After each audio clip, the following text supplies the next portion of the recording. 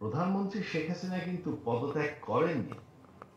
পদত্যাগের একটা চিঠি নেই, তিনি রাষ্ট্রপতিকে জানান নেই, এরকম কোন সুযোগ ওনাকে দেওয়া হয়নি। তার মানে কি আলাদাই মোড় ঘুরছে। এখনো দেশের প্রধানমন্ত্রী।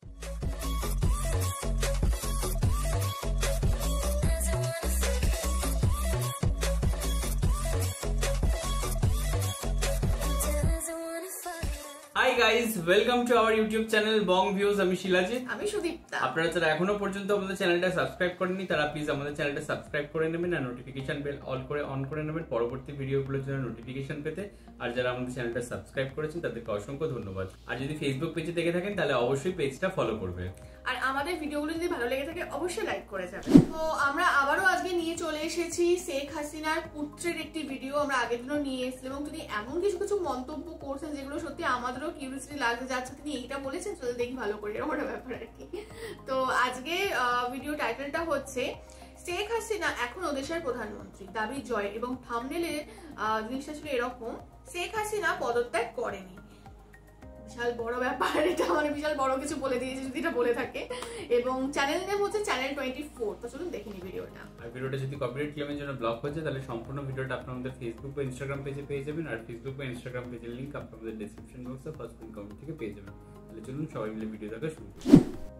আমি বলতে চাই যে বর্তমানে এখন যে পরিস্থিতি বাংলাদেশে, আমরা তো অনেক কথা শুনছি এবং এই যে হাতে ধরা একটা বসিয়ে দেওয়ার সরকার, এবং আজকে শুনলাম যে সুপ্রিম কোর্টের একটা রায় নেওয়া হয়েছে যে ঠিক আছে এই সরকার বৈধ। তবে সুপ্রিম কোর্টের রায়টা যদি আপনারা দেখেন, সেটা হচ্ছে যে বৈধ মানে কি সরকার নাই বলে তাদেরকে বসানো হয়েছে, তার মানে না যে এই সরকার সংবিধান। বাংলাদেশের সুপ্রিম কোর্ট এবং আমাদের সুপ্রিম কোর্ট রায় দিয়েছে যে একটি অনির্বাচিত, যেহেতু আমরা একটা গণতন্ত্রে একটি অনির্বাচিত সরকার 1 মিনিটের জন্য ক্ষমতায় থাকতে পারে না। এখন আমরা একটা পরিস্থিতিতে আছি, সেখানে কোনো সরকার নেই, ঠিক আছে মানলাম। সেখানে কিন্তু সংবিধান একদম স্পষ্ট, যেটা সুপ্রিম কোর্ট আবারও বলেছে যে যদি পার্লামেন্ট ডিসলভ করা হয় তার 90 দিনের মধ্যে একটি নির্বাচন হতেই হবে, সেটা যেভাবেই হোক। তো এখন আমরা এক পরিস্থিতিতে আছি। তবে সব থেকে বড় কথা হলো যে দেখেন, প্রধানমন্ত্রী শেখ হাসিনা কিন্তু পদত্যাগ করেননি। পদত্যাগের একটা চিঠি নেই, তিনি রাষ্ট্রপতিকে জানান নেই, এরকম কোন সুযোগ ওনাকে দেওয়া হয়নি। তার মানে কি আলাদাই মোড় ঘুরছে। এখনো দেশের প্রধানমন্ত্রী, নির্বাচিত প্রধানমন্ত্রী। সংসদকে রাষ্ট্রপতি যদি ডিসলভ করে থাকে, তার ডিসলভ করার মানে কি? তার মানে 90 দিনের মধ্যে, আজ থেকে 8ই আগস্টের থেকে 90 দিনের মধ্যে একটি নির্বাচন বাংলাদেশে হতে হবে। সেটা না হলে কি হয়েছে, আমরা এখন সম্পূর্ণভাবে একটি অনির্বাচিত অগণতান্ত্রিক পরিস্থিতিতে আছি। এখন এরা যে এত গণতন্ত্রের কথা বলছে, আপনি সংবিধান এবং গণতান্ত্রিক আইন বাদ দিয়ে কিভাবে গণতন্ত্র পালন করবে? আর এই প্রচেষ্টা আমরা অনেকবার দেখেছি। 75-এর পরে রেফারেন্ডাম করা হয়েছে, এই করা হয়েছে, সংবিধান সংযোগ করা হয়েছে, 2007 সালের তারা চেষ্টা করেছে। তবে কি হয়েছে? ভবিষ্যতে সুপ্রিম কোর্টে কিছুই টিকে না। আমাদের সুপ্রিম কোর্ট এবং সংবিধানে স্পষ্ট বলা, আমাদের রেফারেন্ডাম বলে কিছু নাই। সংবিধান যদি বদলাতে হয়, পরিবর্তন করতে হয়, তার হলে পার্লামেন্টের 2/3 মেজরিটি প্রয়োজন, একটা নির্বাচিত পার্লামেন্টের। এই ভিডিওটা তো দেখলাম আমরা, এর সাথে আমরা আরেকটা ভিডিও দেখে নেবো, দেন তারপর আমরা পুরোটা একসাথে বলছি। তো যার থাম্বনেলটা হচ্ছে ভয় নেই ঘুরে দাঁড়াবে আওয়ামী লীগ, এবং টাইটেলটা হচ্ছে সংবিধানের বাইরে যাবার কোনো সুযোগ নেই, 90 দিনের মধ্যে নির্বাচন চাই, আওয়ামী লীগ বলেছেন জয়। তো চলুন আগে এটাও দেখে নিই। চ্যানেল সেমই, চ্যানেল 24।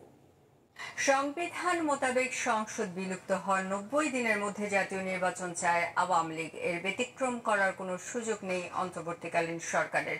চ্যানেল 24-কে দেওয়া সাক্ষাৎকারে এসব কথা বলেছেন সজীব ওয়াজেদ জয়।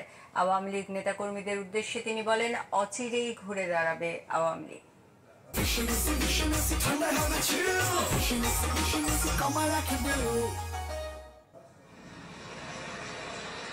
ছাত্র জনতা অভ্যুত্থান এর জেরে শেখ হাসিনার দেশ ছেড়ে যাওয়া। বাংলাদেশের ইতিহাসে এর আগে কোনো দায়িত্বরত প্রধানমন্ত্রী এভাবে দেশ ছেড়ে যাওয়ার ইতিহাস নেই। শেখ হাসিনার দেশ ছাড়া, আওয়ামী লীগের টানা 15 বছরের শাসনামলের অবসান হওয়া, সব মিলে 1975-এর পর দলীয় ইতিহাসে সবচেয়ে নাজুক অবস্থায় আওয়ামী লীগ। এই অবস্থায় বেশ কিছু বিদেশি গণমাধ্যমে কথা বলেছেন শেখ হাসিনার ছেলে সজীব ওয়াজেদ জয়। এই প্রথম দেশীয় গণমাধ্যমে কথা বললেন তিনি। চ্যানেল 24-কে তিনি জানান, সংবিধানের বাইরে যাবার কোনো সুযোগ নেই, নির্বাচন চান 90 দিনের মধ্যে। সংসদকে রাষ্ট্রপতি যদি ডিসলভ করে থাকে, তার ডিসলভ করার মানে কি? তার মানে 90 দিনের মধ্যে, আজ থেকে 8ই অগস্টের থেকে 90 দিনের মধ্যে একটি নির্বাচন বাংলাদেশে হতে হবে। সেটা না হলে কি হয়েছে? আমরা এখন সম্পূর্ণভাবে একটি অনির্বাচিত অগণতান্ত্রিক পরিস্থিতিতে আছি। সরকার পতনের পর বিক্ষুব্ধ বিরোধীদের প্রতিক্রিয়ায় কিছুটা ভীত ও অসংগঠিত আওয়ামী লীগ নেতাকর্মীরা তাদের উদ্দেশ্যে সাবেক প্রধানমন্ত্রীর ছেলে বলেন, ভয় নেই, ঘুরে দাঁড়াবে আওয়ামী লীগ। আওয়ামী লীগের নেতৃত্বের অভাব নেই। আমি সজীব ওয়াজেদ জয় আছি, বঙ্গবন্ধুর নাতি। আমি আওয়ামী লীগের সাথে আছি। আওয়ামী লীগকে আমি ফের ক্ষমতায় আনবো। আজকে হোক, কালকে হোক, 4 বছর পর হোক, 5 বছর হোক পরেও আওয়ামী লীগ ফেরত ক্ষমতায় আসবেই আসবে, কারণ আওয়ামী লীগ হচ্ছে বাংলাদেশের সবচেয়ে বড় রাজনৈতিক দল। এছাড়া অন্তর্বর্তী সরকার নিয়েও কথা বলেন তিনি। জানান, এই সরকার সংবিধান না মানলে জনগণ তাদের টেনে নামাবে। প্লিজ এই চেষ্টা করেন না, কারণ যেটা হবে যে আপনারা ব্যর্থ হবেন, আপনাদের বদনাম হবেন, বাংলাদেশের মানুষ আপনাকে রাস্তায় টেনে নামাবে। আপনারা টিকতে পারবেন না, কারণ জুনায়েদ খান, চ্যানেল 24, ঢাকা। প্রথমে আমরা প্রথম ভিডিওটা নিয়ে কথা বলি, যেখানে তিনি বলেছেন যে হাসিনা পদত্যাগ করেননি, কাগজপত্র পাওয়া যায়নি, রাষ্ট্রপতি পারমিশন দরকার ছিল, করেনি। তো তিনি অ্যাকচুয়ালি লিগালি যদি আমরা দেখি তো তিনি পদত্যাগ করেননি। তো এই সমস্ত তিনি কথা বললেন। এবং সেকেন্ড ভিডিওতে আমরা দেখতে পেলাম আওয়ামী লীগ আবার আসবে, আবার নির্বাচন হবে, এবং এই ইন্টারিম গভর্নমেন্ট যোগ্য নয়, তারা কাজ করতে পারবে না, মানুষজন টেনে নামিয়ে দেবে, প্লিজ করেন না এইসব। মানে আলাদাই চলছে, মানে চলছে নাকি। এবং আমি কমেন্ট গুলো পড়ছিলাম, আপনাদের এই সব কমেন্ট দেখলাম ভিডিওর নিচে, মানে আপনারা তো মানে চরম নির্লজ্জ, গাঁজা খেয়ে আছে, মদ খেয়ে আছে, এইসব লিখছে। মানে এক্স্যাক্টলি মানে এইরকম কে বলে? আর মানে এরকম সত্য এরকম ঘটনা ঘটলো যেখানে বঙ্গবন্ধুর মূর্তি লোকে ভেঙে দিচ্ছে, মানছে না, সেখানে বঙ্গবন্ধুর নাতিকে কে মানবে? মানে সবকিছু একটা পরিস্থিতি আছে। আমার মনে হয় এটা যদি আর কিছু মাস পরে তিনি বক্তব্য করে রাখবেন, তাও এটা মানা যেত যে চলো সবকিছু ঠান্ডা হয়েছে, একটু স্টেবল হয়েছে, ইন্টারিম গভর্নমেন্ট ঠিকঠাক কাজ করছে না, তাদের মধ্যে কিছু দুর্নীতি দেখা যাচ্ছে বা তাদের কিছু ফল্ট বেরিয়ে আসছে, সেদিক থেকে ক্রিটিসাইজ করতে করতে তিনি যদি বলতেন, ব্যাপারটা অন্যরকম হতো। মানে যার মাকে কোথাও গিয়ে দেশ থেকে পালাতে হলো ছাত্র জনতার আন্দোলনের ফলে, হয়নি, এবং তার সাথে সাথে মানে তিনি যার কোনোদিন দেশে ফিরে আসতে পারবেন নাকি, এবং আসতে পারলেও বেঁচে ফিরবেন নাকি, সেই নিয়ে একটা প্রশ্ন চিহ্ন রয়েছে। এবং সেখানে দাঁড়িয়ে এত বড় বড় কথা, অ্যাকচুয়ালি আমরা কিন্তু আবার এগুলোকে সাপোর্ট কিন্তু করছি না, মানে এটা জাস্ট মজা করে কিন্তু আমরা বললাম। হ্যাঁ, মানে আমরা রক্তপাত বা এই খুন খারাপিকে একদমই সাপোর্ট করি না। এবং যারা আমাদের সাথে হয়তো প্রথম দিন থেকে রয়েছেন, তারা হয়তো আমাদের প্রচুর ভিডিওতে আমরা এই ধরনের জিনিস নিয়ে কথা বলেছি, যে এই খুন, হত্যা, মানুষকে আঘাত করা, এই সমস্ত বিষয় থেকে আমরা সবসময় বিরত থাকি এবং তার বিরুদ্ধে কথা বলি এবং বিচার ব্যবস্থার প্রতি আস্থা রাখার কথা বলি। তো এই জিনিসটাকে সমর্থন করছে না, জাস্ট কথার কথা বলছি। তো সেই দিক থেকে যদি প্রশ্ন চিহ্ন থাকে, এবং সেখানে তার এই ধরনের মন্তব্য মানায় না কোথাও গিয়ে। মানে আমার তো খুবই ইলজিক্যাল, খুবই ইররিলেভেন্ট, খুবই মানে দায়িত্বশীলের অপোজিট যেটা হয়, ঠিক আছে, আমার নামটা মনে পড়ছে না। তো এই সমস্ত কিছু লাগছে, মানে কেমন যেন বোকা বোকা, আমার এটা কিছু বললেই হলো, এটা কিছু বলে দিলেই হলো, এরকম একটা ব্যাপার লাগছে। এখানে আমার যেটা মনে হলো তার কথা শুনে, এবং তিনি যে লাস্ট ভিডিওটায় যেটা বললেন, যে সেখানে হয়তো কোনোভাবে তাদের যে আওয়ামী লীগ দল রয়েছে সেই কর্মীদের ওপর আঘাত আনছে, মানে আম জনতা, মানে যারা আর কি আক্রোশ রয়েছে তাদের ওপর এবং প্রচুর রাগ রয়েছে, সেই সমস্ত বিষয়গুলো যাতে মানে তাদের যে ঘরবাড়ি পুড়িয়ে দেওয়া হচ্ছে, তাদেরকে মারা হচ্ছে, হত্যা করা হচ্ছে, সেই জিনিসগুলো যাতে না ঘটে এবং পরবর্তীকালে তারা যদি দেশে ফিরে আবার রাজনীতি শুরু করে সেদিক থেকে যাতে তাদের অসুবিধা না হয়, তো সেই দিক থেকে কোথাও গিয়ে আর কি একটা পাশে থাকার বার্তা দিচ্ছেন তিনি এইভাবে কোথাও গিয়ে, আমার যেটা মনে হয়েছে, যাতে একটা তাদের মনোবলটা না ভেঙে যায় কোথাও গিয়ে। হ্যাঁ, কিন্তু এই তিনি মাঝে উল্টোপাল্টা যে কথাগুলো বলছেন, পদত্যাগ করেনি এইগুলো তো বোকা বোকা হয়ে যাচ্ছে না? হ্যাঁ, এটা তো হচ্ছেই, কারণ আমরা সবাই দেখেছি যে হেলিকপ্টারে করে কিভাবে তিনি পালিয়ে যাচ্ছেন। যাই হোক, আমরা এখানে ভিডিওটা শেষ করছি। আমাদের কিছু না, আর একটা বলার রয়েছে আমার এখানে, তিনি নির্বাচন নিয়ে যে এত কিছু বলছেন, মানে নির্বাচন কাকে বলে, হ্যাঁ সেটাই, মানে বাংলাদেশের যে সুস্থ নির্বাচন, তিনি তো আমেরিকায় থাকে, আমেরিকায় কিরকম ভোট হয় নিশ্চয়ই তার অজানা নয়, এবং সেখানে কত সুন্দরভাবে গণতন্ত্র পালন করা হয় সেটাও তার অজানা নয়, এবং তারা যে সরকারের থেকে বাংলাদেশের গণতন্ত্রটা প্রহসনে পরিণত করেছিল, সেই বোধটা কি তার রয়েছে নাকি সেই নলেজটা তার কাছে নেই? অবশ্যই আছে।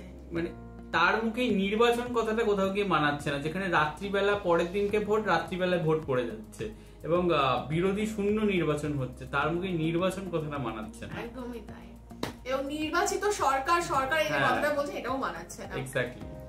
তো যাই হোক, এখানে আমরা ভিডিওটা শেষ করছি। আপনারা সবাই বুঝে গেছেন যে আমরা অ্যাকচুয়ালি কি বলতে চেয়েছি, বা আমাদের রিয়াকশন দেখেই বুঝে গেছেন। তো এটা নিয়ে আর বেশি কথা আমরা বাড়াচ্ছি না, এখানে ভিডিওটা শেষ করছি। আপনারা আপনাদের মতামত অবশ্যই কমেন্ট বক্সে জানাবেন, এবং আমাদের ভিডিও ভালো লাগলে, আমাদেরকে ভালো লাগলে অবশ্যই ভিডিওগুলোকে লাইক করবেন এবং আমাদের চ্যানেলটাকেও সাবস্ক্রাইব করে যাবেন। আর হ্যাঁ, তার সাথে সাবস্ক্রাইব বাটনের পাশে জয়েন বাটন পেয়ে যাবেন, সেখানে কিছু ফ্যাসিলিটিস দেওয়া থাকে, চাইলে আপনারা চেক করতে পারেন।